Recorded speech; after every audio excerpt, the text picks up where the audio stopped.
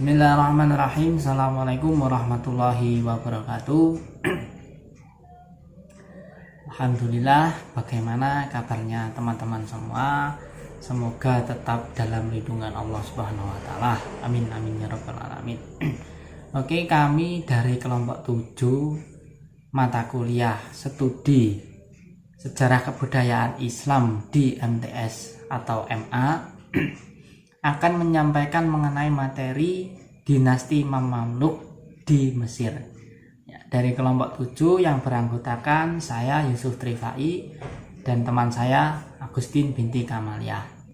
Oke, bagaimana materinya mengenai dinasti Mamalik di Mesir akan saya sampaikan dan akan kami sampaikan di PPT berikut. Bismillahirrahmanirrahim. Assalamualaikum warahmatullahi wabarakatuh. Alhamdulillah, apa kabar teman-teman semuanya? Pada hari ini kita masih diberi kesempatan untuk belajar bersama dalam mata kuliah studi materi Sejarah Kebudayaan Islam MTS MA di semester 5 ini. Saya mewakili dari kelompok 7 dan nanti dengan teman saya Yusuf Trifai dan saya sendiri Agustin binti Kamaliah akan menjelaskan tentang materi dinasti Mamalik. Yang pertama terkait tentang terbentuknya dinasti Mamalik. Kata Mamluk berarti budak atau hamba yang dibeli dan dididik. Dinasti Mamluk atau Mamalik adalah sebuah dinasti atau pemerintahan yang didirikan oleh para budak. Mereka pada mulanya adalah orang-orang yang ditawan oleh penguasa dinasti Ayyubiyah sebagai budak, lalu kemudian dididik dan dijadikan menjadi tentara, dan mereka ditempatkan di tempat yang tersendiri dan terpisah dari masyarakat. Dinasti Mamluk atau Mamalik ini memang sebuah dinasti yang didirikan oleh para budak. Yang pertama, pada masa itu mereka awalnya mendapat hak istimewa baik dalam ketentraman maupun imbalan-imbalan materi. Ketika Malik al-Soleh meninggal, anaknya Turansyah naik tahta sebagai sultan. Golongan Mamalik merasa terancam karena Turansyah ini lebih dekat dengan tentara yang berasal dari Kurdi. Pada tahun 1250, Mamalik di bawah pimpinan Aibak dan Baibars berhasil membunuh Turansyah. Istri Al-Malik Al-Saleh, Syajarah Ad-Dur, seorang yang juga berasal dari kalangan Mamalik ini, berusaha mengambil kendali pemerintahan sesuai dengan kesepakatan golongan Mamalik itu. Kepemimpinan Syajarah Ad-Dur berlangsung sekitar 3 bulan. Ia kemudian menikah dengan tokoh Mamalik yang bernama Aibak dan menyerahkan tampuk kepemimpinannya kepadanya sambil berharap dapat terus berkuasa di belakang tabir. Akan tetapi setelah Ambiak membunuh Syajarah Ad-Dur dan mengambil sepenuhnya kendali pemerintahan, pada mulanya Ambiak mengangkat seorang keturunan penguasa Ayyubiyah yang bernama Musa saat itu. Dia berkedudukan sebagai sultan. Di samping itu dia juga bertindak sebagai penguasa yang sebenarnya. Namun Musa itu akhirnya dibunuh oleh Aibak ini. Nah, ini merupakan akhir dari dinasti Ayyubiyah di Mesir dan awalnya dinasti Mamalik. Selanjutnya tentang perkembangan pada dinasti Mamalik. Pondasi kekuasaan Mamalik ini diletakkan ketika Syajarah Ad-Dur, yaitu penguasa wanita muslim yang berkuasa di kawasan Afrika dan Asia Barat dari Ayyubiyah, yang hanya berkuasa 80 hari. Ia adalah seorang budak sekaligus istri atau seli dari Al-Mutasim. Selanjutnya perkembangannya yaitu Baibar pernah mengalahkan pasukan Mongol. Ia juga tercatat dalam perjuangannya melawan tentara Salib dan ia juga banyak melakukan penaklukan. Selanjutnya Baibar itu membangun angkatan laut dengan menggali sejumlah kanal, memperbaiki pelabuhan, dan yang terpenting dia menghubungkan antara kota Kairo dan Damaskus, sehingga antara Kairo dan Damaskus ini menjadi akses penyebaran dan pertukaran informasi dan ilmu komunikasi.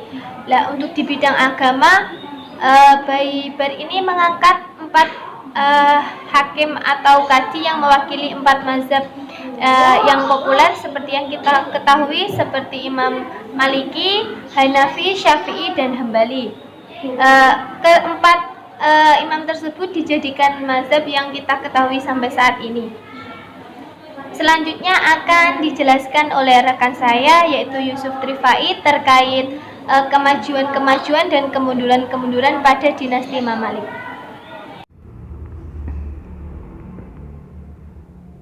Ya, oke. Bismillahirrahmanirrahim. Itu tadi yang telah disampaikan oleh Mbak Agustin dari kelompok 7 mengenai bagaimana sejarah terbentuknya dinasti Imam Malik, kemudian perkembangan apa yang telah dicapai oleh dinasti Imam Malik. Ya, kemudian dari saya kelompok 7 anggotanya juga akan menyampaikan mengenai kemajuan-kemajuan yang dicapai oleh dinasti Imam Malik dan kemunduran atau kehancuran dinasti Imam Malik. Oke. Yang pertama yaitu kemajuan yang dicapai dinasti Imam Malik. Itu ada 5 pokok. Yang pertama yaitu kemajuan di bidang pemerintahan dan kemajuan di bidang ekonomi, kemajuan di bidang ilmu pengetahuan, kemajuan di bidang agama, dan kemajuan di bidang arsitektur. Oke. Yang pertama yaitu kemajuan di bidang pemerintahan. Ya.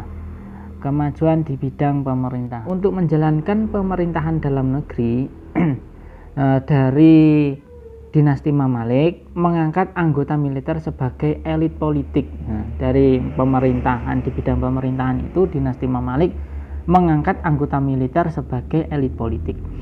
Dan untuk memperoleh simpati dari kerajaan Islam lainnya, itu sarana untuk memperoleh simpati dari kerajaan lainnya.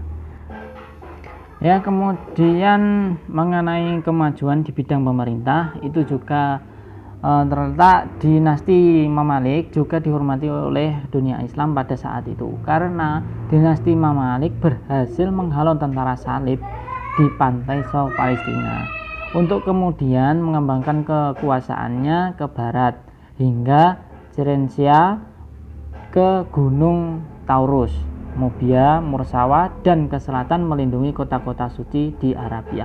Jadi ada perluasan wilayah setelah dinasti Imam Malik itu berhasil mengalahkan di pertempuran perang salib, tentara perang salib. Kemudian mengenai kemajuan di bidang ekonomi, ya ini kemajuan ekonomi sangat ditentukan oleh stabilitas keamanan dalam negeri. Dari kemajuan ekonomi itu sangat berpengaruh dengan stabilitas keamanan dalam negeri.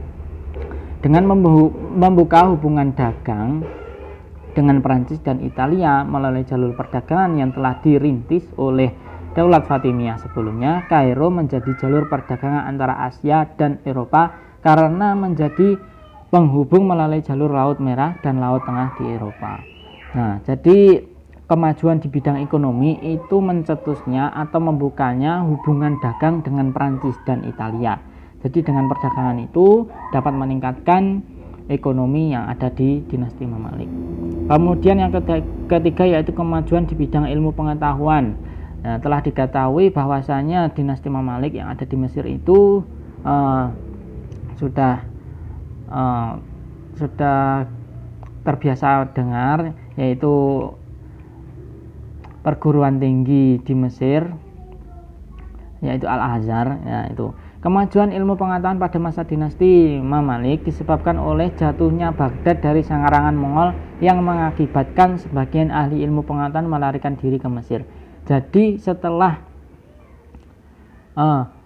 jatuhnya Baghdad dari serangan Mongol, itu orang-orang Baghdad itu banyak sekali ilmuwan-ilmuwan yang berpotensi tinggi. Kemudian dari serangan Mongol, Baghdad itu mengenai kekalahan yang mengakibatkan orang-orang Baghdad itu lari menuju ke Mesir. Nah, jadi orang-orang Baghdad yang dari Mongol itu lari ke Mesir, kemudian mengembangkan ilmu pengetahuannya di Mesir, yaitu kemudian di dinasti Mamluk. Kemudian mengenai kemajuan di bidang agama. Kemajuan di bidang agama, muncul Ibnu Taimiyah, penganjur pemurnian agama Islam untuk kembali kepada Al-Quran dan Al-Hadis, membuka kembali ijtihad. Jadi yang telah menonjol dari kemajuan di bidang agama itu yaitu penganjuran pemurnian ajaran Islam untuk kembali kepada Al-Quran dan Hadis. Kemudian kemajuan di bidang arsitektur. Nah, bidang arsitektur juga mengalami kemajuan. Banyak arsitek yang didatangkan ke negeri Mesir untuk membangun sekolah-sekolah dan masjid-masjid yang indah. Pembangunan tersebut tercapai berkat kepribadian dan wibawa sultan yang tertinggi. Jadi dengan pengelolaan sistem pemerintahan yang baik, maka akan bisa menjadikan kemajuan di bidang arsitektur. Kemudian kemunduran dan kehancuran dinasti Mamalik. Kemunduran dan kehancuran ini dibagi menjadi dua. Yang pertama yaitu kemunduran dari segi internal dan eksternal, ya. Dari faktor internal, yang pertama yaitu menurunnya solidaritas antara sesama militer. Nah, ini sangat fatal karena menurunnya solidaritas antara sesama militer tersebut mengakibatkan kehancuran yang pada akhirnya akan menjadikan perebutan kekuasaan wilayah. Ini sangat fatal. Kemudian yang kedua yaitu hidup bermewah-mewahan. Nah, ini dapat menjadikan semua orang yang ada di dinasti Mamalik itu mengalami keecohan atau lupa dalam kepemerintahannya yang paling utama, dan yang paling utama lagi adalah kepada dirinya sendiri, karena hidup bermewah-mewahan itu akan menyengsarakan orang-orang yang ada di sekitar tersebut. Kemudian yang ketiga, faktor internal yaitu korupsi uang negara. Korupsi uang negara mengakibatkan pajak dinaikkan. Dari pajak dinaikkan tersebut, akhirnya antara negara dan masyarakat itu tidak saling kompleks atau tidak sinkron, kemudian akan ada pemberontakan dan mengalami kemunduran. Itu tiga tersebut yang paling mendasari awal mula runtuhnya kerajaan dinasti Mamalik. Itu ada di faktor internal. Kemudian yang kedua yaitu faktor eksternal, faktor dari luar. Yang pertama yaitu penemuan Tanjung Harapan di Afrika Selatan. Ini adalah yang membuat perekonomian dinasti Mamalik itu menurun, karena itu pada tahun 1498 yang dijadikannya sebagai jalur perdagangan dari negeri penghasilan rempah-rempah. Dari penemuan Tanjung Harapan tersebut, akibatnya jalur pelabuhan rempah-rempah dari India ke Eropa menyebabkan pelabuhan besar Kairo dan Syria lambat laun menjadi sepi, sehingga penghasilan negeri dari sektor pelabuhan semakin merosot. Jadi mengalami penurunan di bidang perekonomian. Kemudian yang kedua yaitu munculnya kekuatan baru dari kerajaan Utsmani. Ini kerajaan inilah yang mengakhiri riwayat dinasti Mamalik di Mesir, kerajaan Utsmani. Sejak kekalahan pasukan Mamalik menghadapi pasukan Utsmani, nah dari pasukan Utsmani itu menyerang pasukan Mamalik dalam satu pertempuran yang sengit di luar kota Kairo pada tahun 1517 Masehi. 1517 Masehi. Oke, berikut penjelasan dari kelompok 7 mengenai dinasti Mamalik yang ada di Mesir. Materi-materinya yaitu dari saya kemajuan dinasti Mamalik dan kemunduran dan kehancuran dinasti Mamalik. Oke, cukup sekian dari kelompok 7. Semoga apa yang kami sampaikan mengenai materi-materi tersebut mendapatkan manfaat yang barokah. Amin amin ya rabbal alamin. Cukup sekian dari kelompok 7. Wassalamualaikum warahmatullahi wabarakatuh.